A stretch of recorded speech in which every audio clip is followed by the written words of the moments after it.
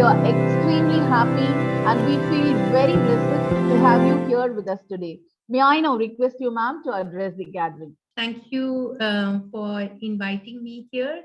And I would like to thank the visionary Dr. Grace George, who started this series of institutions, and Mrs. Suja George, Dr. Shiv Shankar, Dr. Selva Mangai from Alpha Arts and Science College. It's a pleasure for me to join this international conference on multidisciplinary research and innovation. Such conferences present a great platform for young minds to listen to the most recent innovations, trends, and concerns across various disciplines, creating a research mindset. I am going to speak to you about the latest researches on behalf of DRDO, what we are doing. I have been there for the last 34 years in MTRDC, and I wanted to speak to you about the 6th generation warfare. That's about the futuristic warfare. Hope you'll all catch up with me, but today, because of the time limit, I would take you in a shorter path, but later sometime I can speak in detail. So, war is unpredictable. It's violent. It's destructive in nature. It leads to long-lasting ramifications. So over the past 3,400 years, humans have been entirely at peace for only 8% of recorded history. If the estimate of the total number of people killed in wars are around 150 million, then in the 20th century alone, we have killed 108 million people. So that's why 20th century is called even the bloodiest century. The future, the warfare is going to be dramatically different. So war needs a lot of planning, and possessing high technology assets increases the winnability of a war. So, Arthur C. Clarke, he said, any sufficiently advanced technology is indistinguishable from magic. So looking at the spectrum of the latest technology in the future warfare, I feel this is absolutely true. Technology has greatly influenced the war scenario. In every way, it has changed. The weapons have changed dramatically. Hence, a deeper understanding of these technology is the need of the hour. Some of the emerging technology that are used in warfare are cloud computing, artificial intelligence, augmented reality, virtual reality, robotics, big data analytics, quantum computing, cyber warfare, electronic warfare, and directed energy weapons. So many things. But how did all these evolve? Experts and analysts say they have categorized this warfare into generations and classifications. Throughout history, we can see the world has come to know several generations of warfare, each with its own feature in terms of weapons, the nature of plans, battlefields, tactics, and so on. Yeah, so 6th generation warfare is all about manipulating space and time. So it's quite interesting. Let me take you to the various type of warfare. So the 1st generation of warfare, as I was telling, it's characterized by mobilizing troops, direct confrontation between armies on a specific battlefield, and the use of primitive rifles and cannons. We can see the Napoleon Wars in Europe at the beginning of the 19th century are all 1st generation wars. Coming to the 2nd generation, it came after the innovation of machine guns and heavy tanks, and it relied more on firepower than concentration of troops. It saw the rise of artillery support, advanced reconnaissance techniques, camouflage, uniforms, and radio communications. And then now coming to the 3rd generation of warfare, it's characterized by great development in tanks, greater dependence on air power, speed of movement, element of surprise, stealth technologies, maneuvers, and many other things. This is used mainly in the Second World War. Now coming to the 4th generation. So it strikes enemy lines from the inside. It causes unrest and mutiny and incite conflicts, sophisticated psychological warfare through media manipulation, lawfare, and the use of insurgency, guerrilla tactics, and many things else. And 5th generation warfare, it combines information warfare, cyber warfare, along with emerging technologies like artificial intelligence and fully autonomous systems. Now, coming to the sixth generation, it leverages sophisticated technology to manipulate space and time. It's non-contact. It incorporates electromagnetic, cyber, net-centric, and information warfare. So they say that seventh generation will be holographic. So it is going to be like a science fiction stories. There's one illustration on 6 September 2007, around 7 F-15 Israeli fighter jets dropped 500-pound laser-guided bombs and destroyed the nuclear reactor in Iraq just after midnight. So they were not able to understand how it happened. When a country is coming to bomb inside other country, they'll have radars. So through the radars, you can see their movements. But if you can blind the radar, how it will be? That's what they have done. So to avoid the Syrian radars, the Israelis, what they did is they used an ELIN system. That is, they took control of Syrian air defense radar systems. The radar itself, it is manipulated. See, I wanted to tell you, first, if some enemy aircraft comes inside another country, you have radars to look into it. And so you can use your fighter aircrafts and missiles to kill them. But if your radar itself is manipulated and jammed, then it's difficult. That's what it happened. Israeli ELIN systems took control of Syrian air defense radar systems, manipulated space and time. What do you mean by manipulation? It compressed the time for Iraqis and Syrians. They had no time to react because it was a blind spot, and expanded time for the Israelis. So they can complete their mission without any tension. So the latest ELIN system can secretly invade and control an enemy's air defense radar system. They can move their sensors, they can create a blind spot, they can show normal air traffic screens while friendly fighters, helicopters, unmanned aerial vehicles, or bombers are approaching the undetected thing. With availability of information, information is everything, right? Where you get the information about the enemy's thing, then you can discover what is the command and control structure, and then you can manipulate them, making them to doubt their own thing. That's what it's happening in the recent warfares. So that's why it's drastically different as weaponry faces a major revolution. It leverages the power of digital technologies to build strategic deterrence and advanced combat capacities. A network-based, you just connect Army, Navy, Air Force, and paramilitary forces through network with lot of sensors, surveillance, and big data with augmented reality and virtual reality. You train the troops. So using 5G to get high bandwidth and speed, and Internet of Battle things is the latest one. How you can network the sensors, IoT devices to create a cohesive fighting force and improve operational effectiveness. So is it making some of you to write science fiction story? I'll be happy for that. So now this digital supremacy, and now all of you might be having the smartphone, so many other things. So the same manner, now digital supremacy, it provides situational awareness, a strong communication network for voice data, and that can transform the military's cloud system, breakthroughs in quantum computing, voice, face recognition, pattern recognition. I want to give you an example. Somebody was telling recently that Israelites have, using their artificial intelligence scanning system in the airport, they have neutralized 700 bombs. How they did? Because their artificial intelligent imaging system will just follow a person if he has a different behavior. So, and then finally, when that behavior exactly matches with that system, the police will go and catch, and they will invariably find bombs in their place. So this is the way they said that they have almost neutralized 700 bombs. It's really amazing.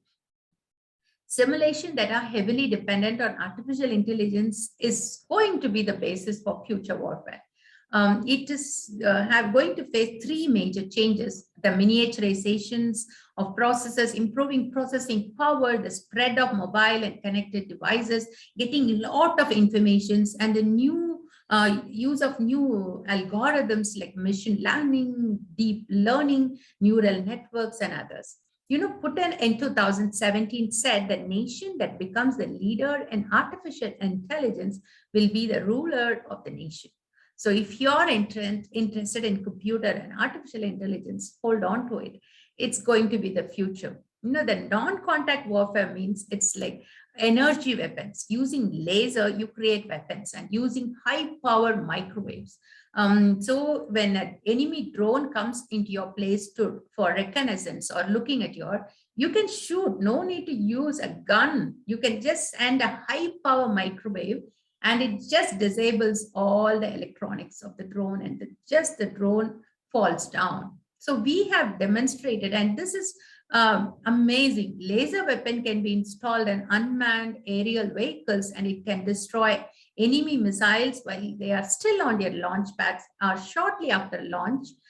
So this is some of the things all of you would have known about the biological warfare. It is the intentional use of microorganisms and toxins to produce disease and death in humans, livestock, and crops. So this is used mostly, we know that terrorist attacks, because they have an easy access to biological agents and their low production cost and so many other things. So biological warfare is going to change the scenario. It's a poor man's atom bomb, they say. So now I said biology is important, electronic is important, information. So every soldier knows where is the enemy coming. That's the information, how it will be.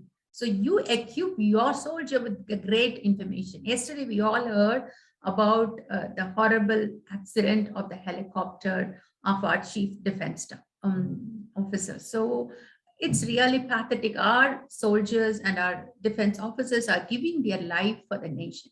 And we should be really proud of them, that because they are working day and night, we can sleep. So yesterday, when we heard that news, all of us would have felt very sad. So we need to know, we need to have the latest technologies. We need to make every soldier to be armed with information. That's why we are marching towards network-centric warfare. Everything is networked. All your sensors are networked, all your computers are networked, all your weapons are networked, all your radars are networked. Then you will have the total command over the whole scenario. So this is going to be the game changer. So virtual reality, using virtual reality and augmented reality, you simulate the war platform, make war games, and then finally find out how you can win. So network-centric warfare is all about command. It's called C4ISR, command, control, communications, computers, intelligence, surveillance, and reconnaissance. So it links all military asserts and decision makers via computers and networks, enhancing the way the military objectives are accomplished. So it improves information sharing and collaboration, enhances the quality and information and situational awareness, and increases mission effectiveness. Now, the swarm robots are going to be the game changer. It's a new approach. People are trying to send a lot of robots in swarms. If you kill one, the other will get up and that will start. And killer robots are used in warfare.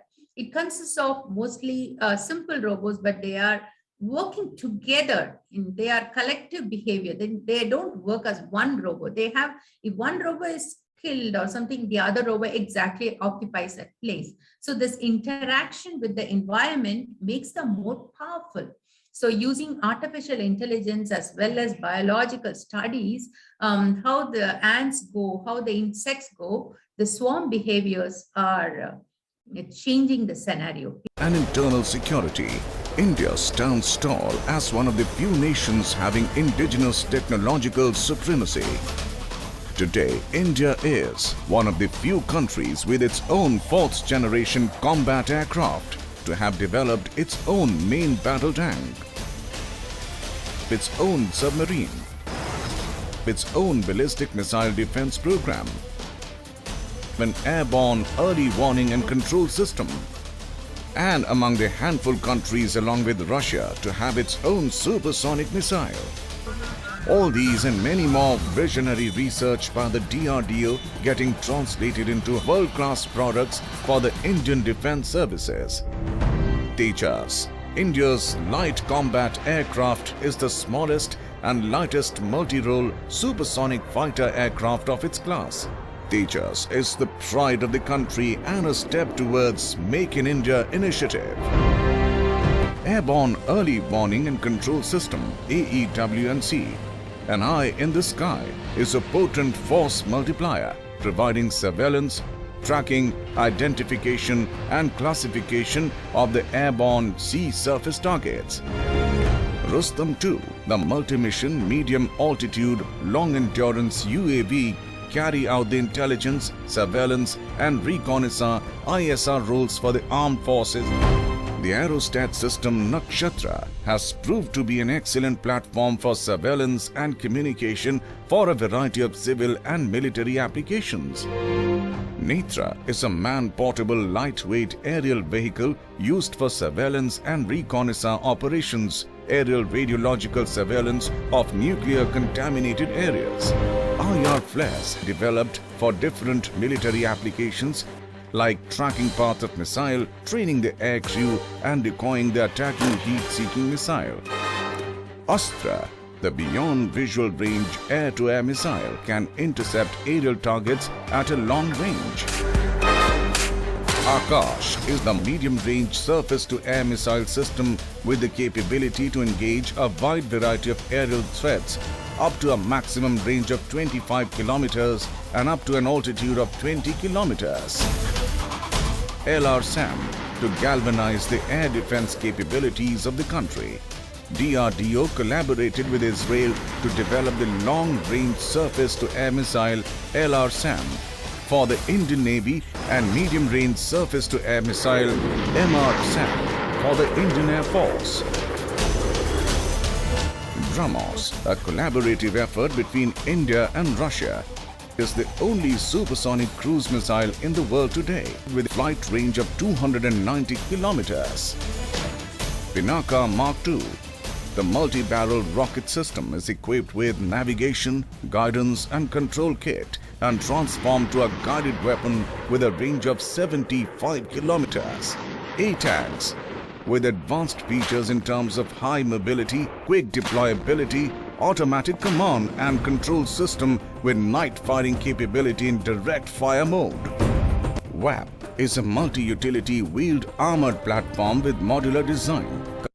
So what I wanted to say is we have developed a lot of technologies and we should be very happy that we are an Indian citizen. The last 5 minutes, I wanted to tell about electronic warfare, because I said that 6th generation warfare is all about non-contact. So what is electronic warfare? Today, almost everybody is familiar with fighter aircrafts, battle tanks, warships, submarines, and many of you would have seen even in movies or in television and something, but there is an invisible fight using radio and radar emissions. So this silent battle of beams is called the electronic warfare. So it is not strictly electronic, it's electromagnetic and uses the entire range of the electromagnetic spectrum. So like some of the directed energy to target, to attack a target, as I said, you can kill a robo or impede a target from performing specific tasks. So that's why we call it as electromagnetic warfare. During World War II, Winston Churchill coined the words Wizard War or Battle of Beams for electronic warfare. That was the first time it started. So Britain installed a lot of radars along its territory. And because of those radars, they won the war. So that's why that changed the game. So radar stands for radio detection and ranging. And even in June 1982, another fierce battle, like what I told about the Lebanon battle. So Israelis reported around the destruction of 86 Syrian aircraft. So they used a special type of deception technique called decoys to know the location and characteristics of enemy operating systems and weapons. So this led to a stunning defeat of Lebanese forces. So the reason is electronic warfare.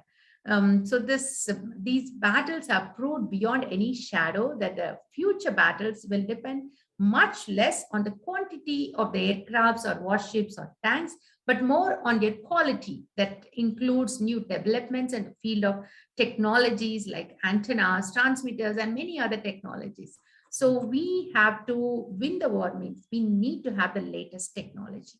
You know, Russians have claimed that they have a mystery weapon capable of neutralizing an adversary's aircraft, ships, and missiles with a 5,000-kilometer radius.